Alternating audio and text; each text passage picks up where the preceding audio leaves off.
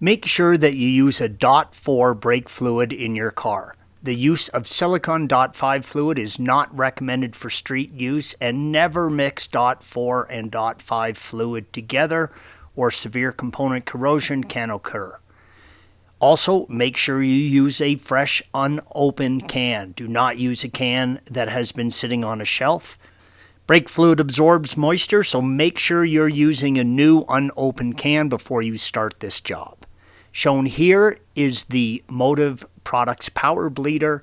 It is a great way to bleed your brakes, and it's sold by Pelican Parts.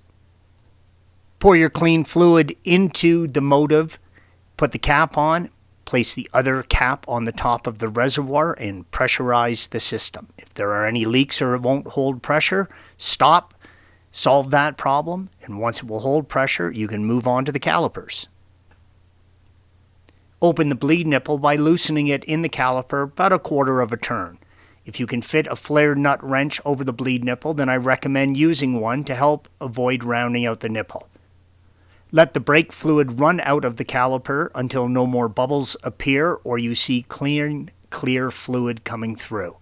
You should also routinely flush and replace your brake fluid every 2 years. Deposits and debris can build up in the lines over time and decrease the efficiency of your brakes. Regularly bleeding your system can also help you spot brake problems that you wouldn't necessarily notice simply by driving the car. Some people like to use speed bleeders. These small caps replace the standard bleed valves located on your calipers. The speed bleeders have a built-in check valve that eliminates the need for a second person when pedal bleeding your brakes. Simply open the bleeder valve for a particular caliper and step on the brake pedal. The speed bleeder will allow the brake fluid to cleanly bleed out of the system without sucking air back in.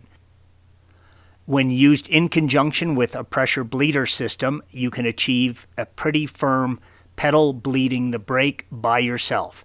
I still recommend using the two-person pedal method as a final procedure simply because the high pressure from this method can help unclog trapped air or bubbles in the system. Thanks for watching. Be sure to subscribe to our channel and check out another video in this series.